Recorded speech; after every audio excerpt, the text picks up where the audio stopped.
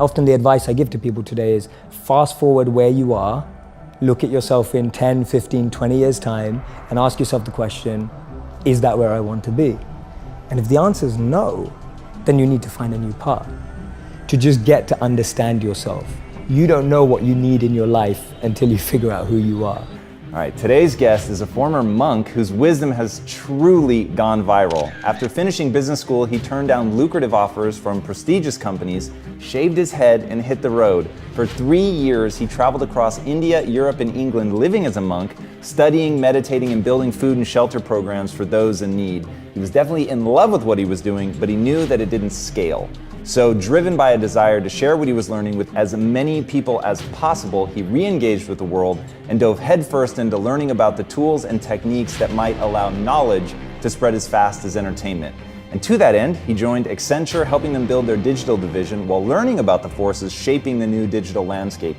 He learned fast and quickly became their #1 social media influencer in a company of 400,000 people.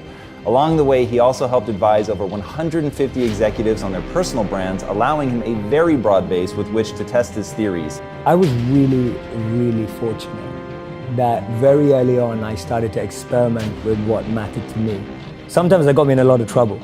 What people don't know about me is that I was suspended from school 3 times for trying out all sorts of things, like things that people would never imagine of someone who goes on to be a monk. I was experimenting with all the drugs in the world. I had multiple relationships. I was really trying to search for some sort of meaning, fulfillment, and as long as I've known, I've been chasing thrill.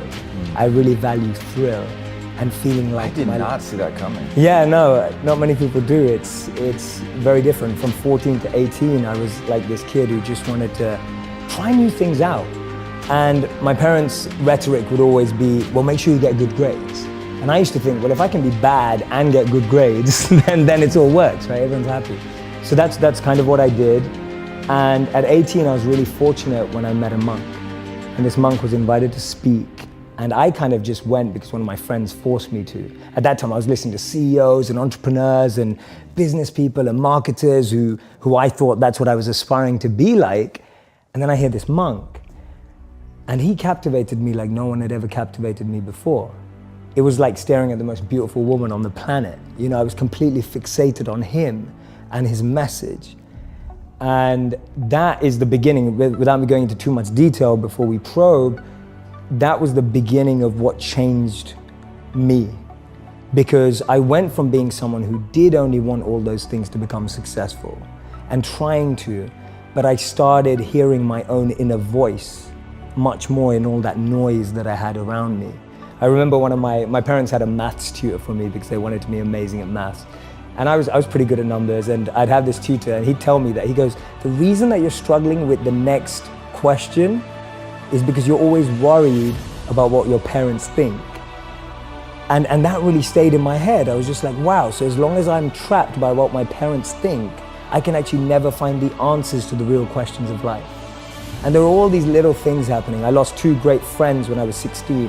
One girl died in a car accident. One guy died because he was involved in drugs and violence. That made me rethink everything.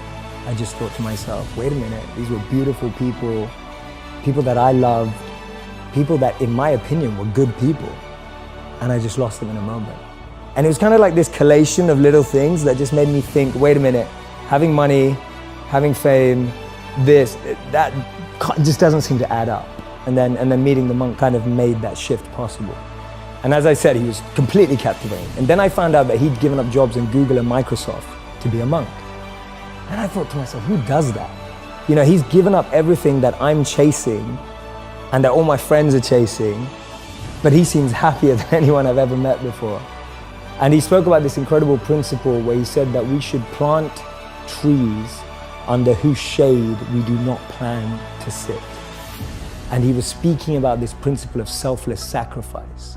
And that kind of just penetrated me right there. When he said the words selfless sacrifice, for the first time in my life, I felt a thrill about something that I'd never felt before. I thought, wow, giving up everything you have for the service of others sounds like the best thing you could possibly do. And I don't know why I had that thought, because I wasn't a spiritual kid growing up. I wasn't a religious kid growing up. I wasn't even a good kid growing up. I was just a rebel, a misfit, trying things out, an experimenter, which I still consider myself. And so what I started to do is I was interning at companies and firms and corporates, thinking I was getting a grad job afterwards. And then I'd spend the rest of my summer holidays interning in India, living with him as a monk.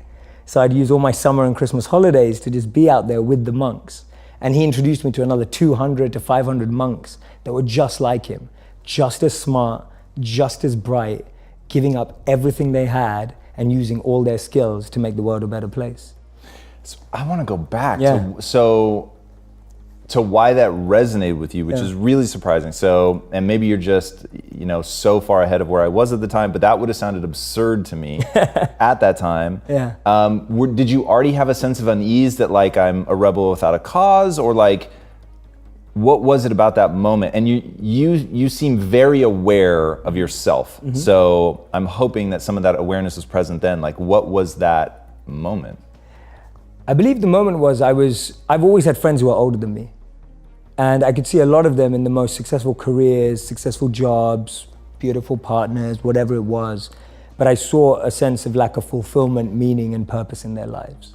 And I've always been an observer, and I would see these people who are like 5 years older than me, 7 years older than me, maybe 10 years older than me.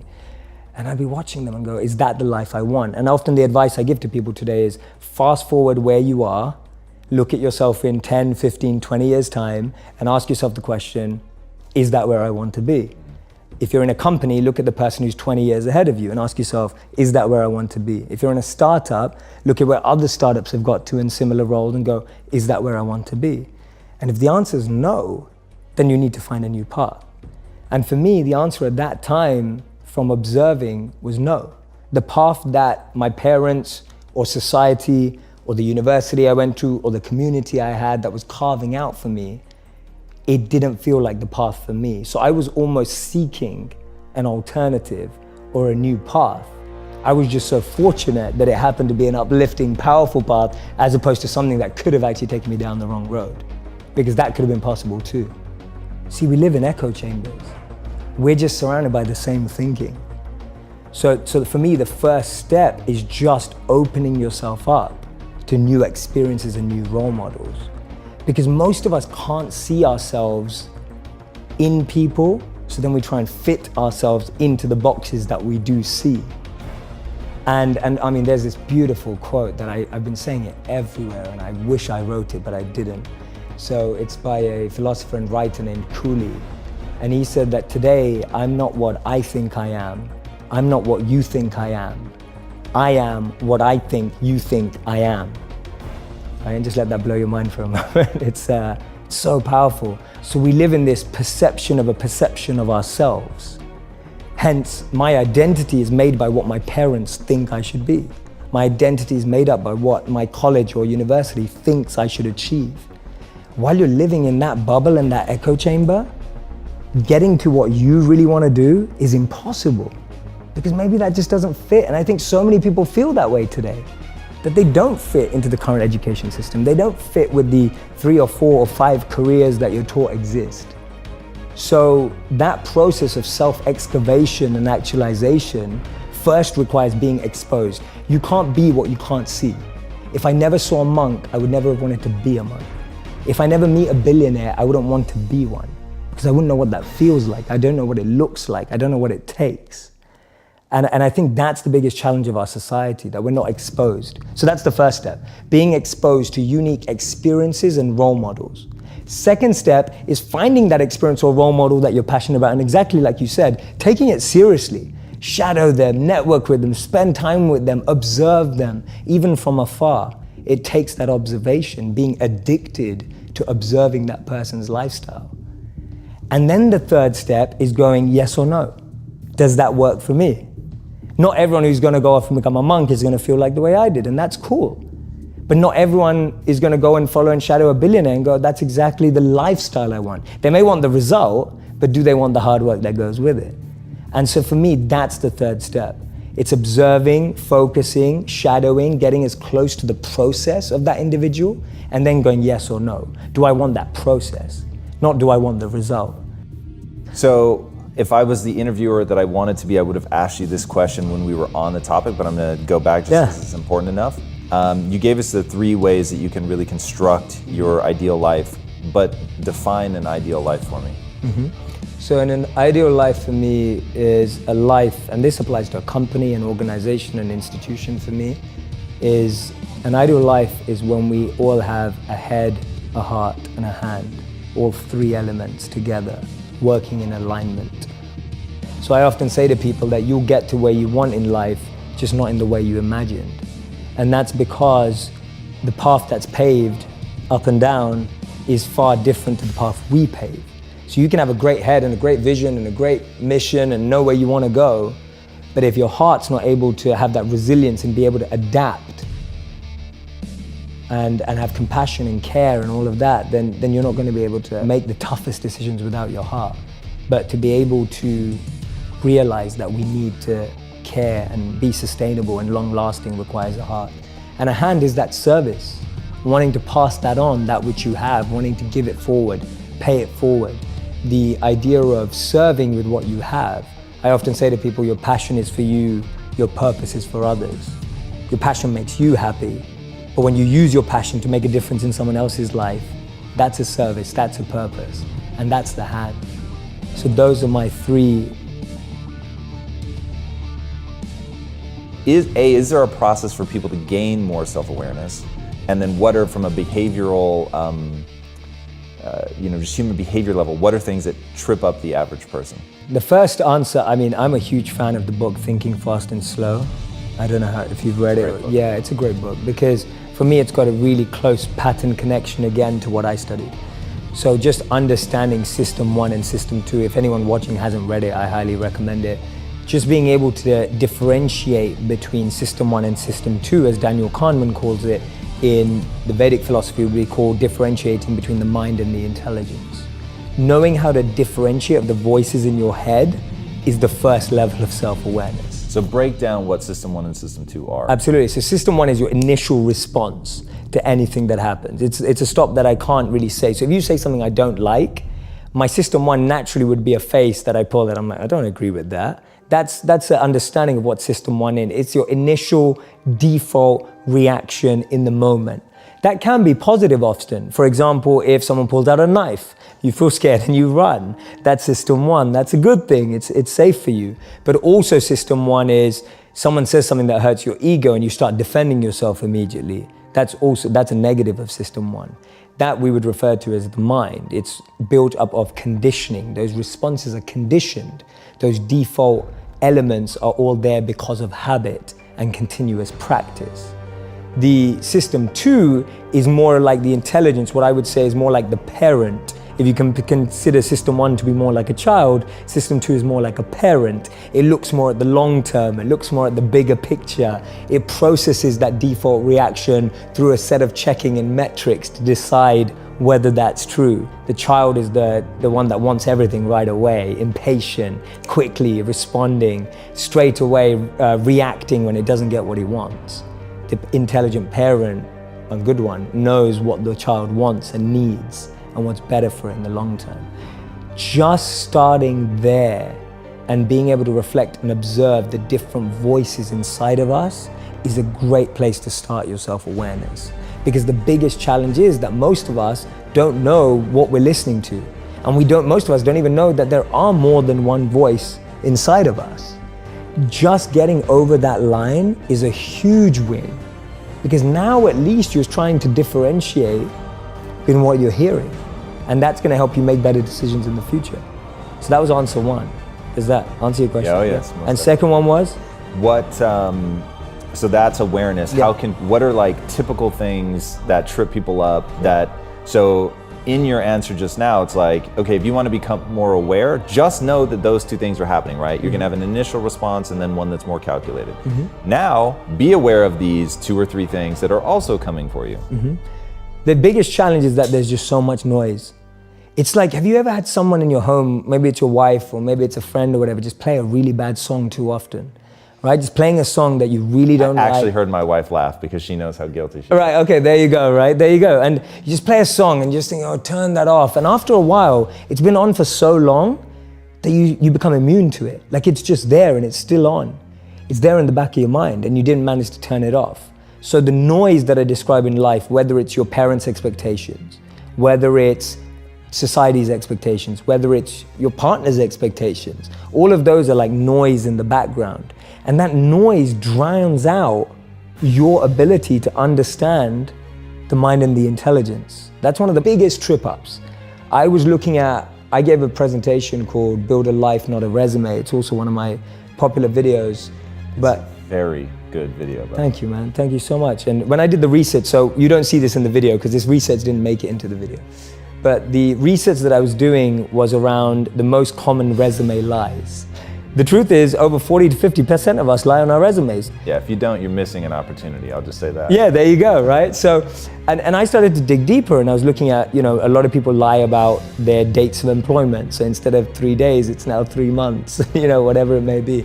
Now, I dug deeper, and I wanted to meet some of these people and speak to people. And so I spoke to people who lie on their resumes, and we know that at least 40 to 50% tell us they do. The thing is, no one was proud of that. No one was like, yeah, I know I'm gonna get. Really what it came down to is we're really insecure about our own abilities. Really what it came down to is we're not confident about what we have to offer. What it came down to is a lack of self-awareness. What it came down to is a lack of understanding. What am I good at? What am I passionate about? What am I bringing to the table? That's what people were really worried about. They were worried about the job, but when you dug beneath the surface, the real behavioral trait that was coming out was insecurity and being unconfident about one's potential. That tells us a lot. That indicates a lot about human behavior and human nature. That the noise from outside makes us want to fit into a container. And that stops us from differentiating between what is my mind saying and what is my intelligence saying. And what happens is that noise becomes your voice. So that noise becomes what you think is what you're saying.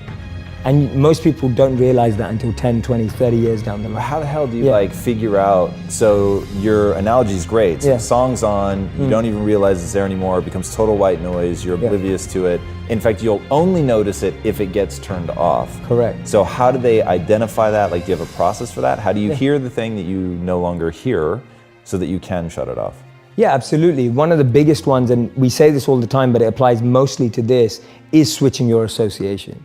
Association to what? The people that you hang out with, okay. right? It's like changing your circle. Because if you're only hearing the same thing from that circle, the only way to turn it off without you having to do mass amounts of reflection is changing your circle, where you start hearing. We all ultimately find the things we want to hear, right? We know that. All right, right now in real time, you and I are gonna do some cool shit. Okay, let's do it. All right, so I created like a little piece of content for Alexa where I was like, okay, what are the 4 questions that you can ask to get, because you and I use different words, but I think we're saying the same thing. Yeah. So I call them invisible beliefs. Beautiful. So everybody has invisible beliefs and they're totally fucking with you. Yeah, I call it noise. Yeah. So they're controlling your life.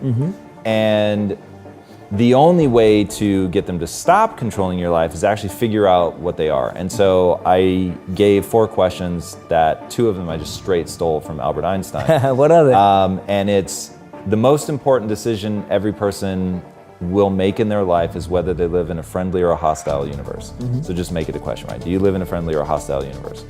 And so the point, and I'll go through all 4, but the point was that if you ask these 4 questions, and they're just the tip of the iceberg, but if you ask these 4 questions, you're gonna begin to identify your frame of reference. Basically just trying to get people to frame themselves as either optimistic or pessimistic, which I think is sort of the big ham-handed first thing you need to become aware of. So first, do you live in a hostile or friendly universe? Another Einstein one, is everything a miracle or is nothing a miracle, right? Because you get to choose. Absolutely. So neither one of those is objectively real, but you pick and it's really gonna color how you see I love it, yeah. And then number 3, can you do anything you set your mind to without limitation, or are there certain things you can't comprehend? And then number 4, I'm forgetting right now, so I won't waste time because you get the... Yeah, I get it. I love them. They're brilliant. Brilliant questions. So what, they're woefully incomplete. So what could we add to that that would really bring this home for people? So if that gets them optimistic, pessimistic, what other, at a really high level, what are other things that people could immediately switch, or in fact would immediately switch if they change, the people that they're hanging around. But let's really get real about what some of those things are. So optimism, pessimism, what else? So for me, there was 2 questions that I had to ask myself that really changed what I do. One of my big questions is, what advice would I give to my younger self? It's huge. Because I think that's the stuff that we regret. That's the stuff that we wish we were doing. That's the stuff that has been lost in the noise. When you ask someone, what advice would you give to your younger self? The number one answer is, I wish I studied this. I wish I tried this out. I wish I gave this a go. You know, those are the... All things that somebody didn't do? Yeah, it's all things people didn't do. It's always like something that either should have started or didn't continue. And that's really tapping into someone's voice, right? That's really tapping into what someone really wants to do. And you're going way beyond just like, oh, what do you like? What are you passionate about? So hard to answer that sometimes, especially if you're drowning. Does that add to your questions or not? No, it's really interesting, but now I need to know what your answer was. So I used to do a lot of spoken word when I grew up. I read the dictionary, I read the thesaurus, I loved language. That's what I was fascinated by. And for some reason I gave it up. Then I found out about monk life, became a monk. And then almost back 10 years on at 28, I asked myself that question and my answer was, I miss words. I miss expressiveness. I miss sharing a message and stories through incredible language and ideas, potential rhymes, but flow and all of these things. So that was the answer to my question. One of the biggest answers was, I wish I never stopped writing. When did you ask that question? I was actually 28. So there are 3 questions that you get asked a lot. Mm-hmm. What are they? Ooh, the big one is, how do I find my passion? Okay, and you can tell me I need you to answer each one of them. Yeah. But if you want to run through what each of the questions are, and then we'll go back, or... Sure. Yeah, no, I'll just do them as they are. Perfect. So how do I find my passion? My simple model, which is the Dharma model. Dharma means eternal duty in the Vedic tradition. It's very similar to what Ikigai is being spoken about today, which is the Japanese version of reason for being. Why do we live? Where is meaning coming from? And it talks about an intersect of 4 areas. What am I good at? What do I love? What does the world need? And how do I get paid for it? To me, those 4 help you unlock your passion. When you find the intersect across all of those 4, you're making your passion your purpose. You'll unlock your passion, you'll find your purpose. This is path 1, there's 2 paths. Path 1, I find my skill set and I engage it to help other people and become better at it. So I'm becoming better at what I'm good at and I'm using it to help other people because I'm aware of what I'm quite good at and I know what knowledge I have, what skills I have. I have some self-awareness. The other path that people often miss is actually I just start serving people. I just start helping people and I start to notice what I enjoy about that and what I'm good at helping people with. So that's Gandhi's part. Gandhi said that you find yourself when you lose yourself in the service of others. So for me, those are the 2 paths of how do I find my passion and finding the intersect between those 4 areas. Love that. And the second one is, Jay, my relationship's falling apart. I get asked that all the time. So the answer to that is much harder.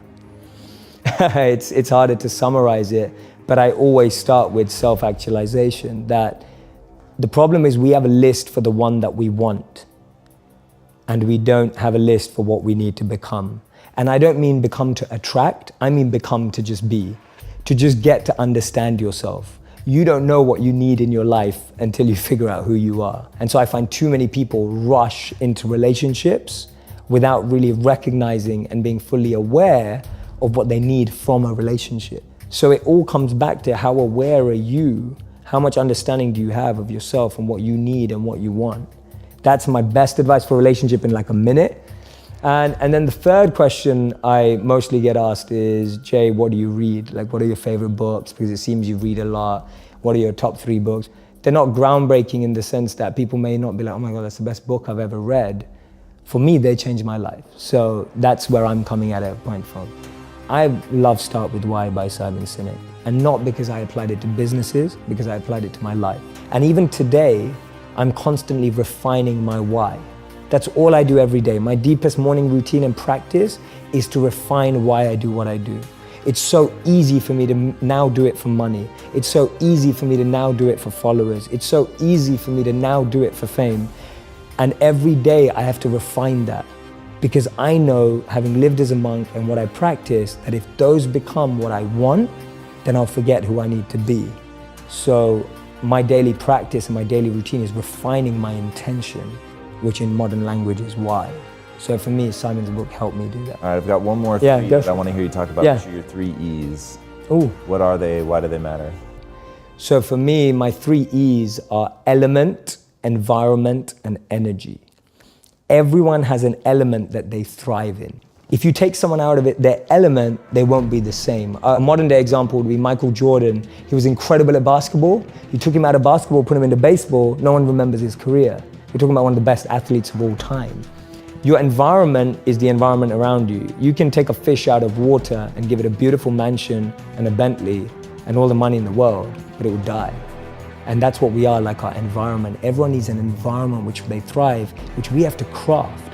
Your boss, if you're at work, is never gonna ask you, hey, what environment do you succeed in, right? Like, that never happens. So we have to create an environment where we thrive. And then finally, it's energy. Some of us love high energy environments, high pressure. Some of us succeed in low energy environments and low pressure.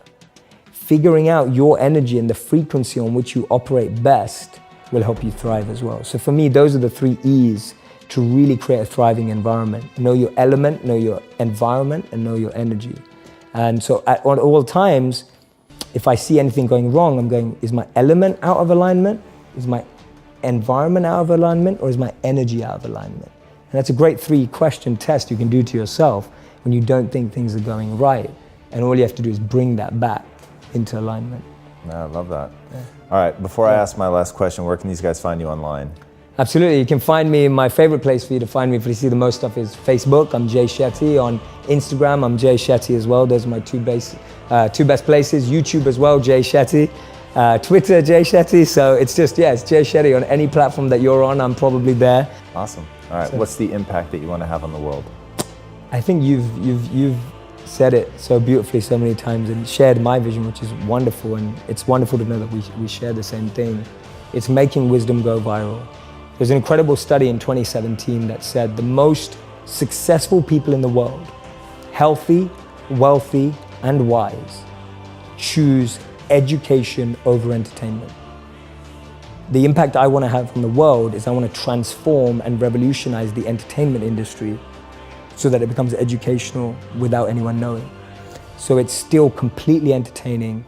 It's still like watching Netflix, but you're learning about human behavior, the mind, neuroscience, and everything without even knowing you are.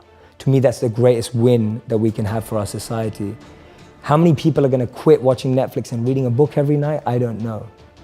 But if we can make that book come to life on Netflix, that's gonna change the world, because that's what people are gonna consume. So for so long, media has been used to numb people, to switch people off. If we can use it to excite, elevate, and enlighten people, not by like the cheesy way of like, oh, let's follow someone through their journey of enlightenment. It's not like that kind of stuff. I mean, like really entertaining programming where you can learn by being entertained at the same time. If I can do that by changing the most powerful industry in the world, then I will feel that I've had somewhat of an impact.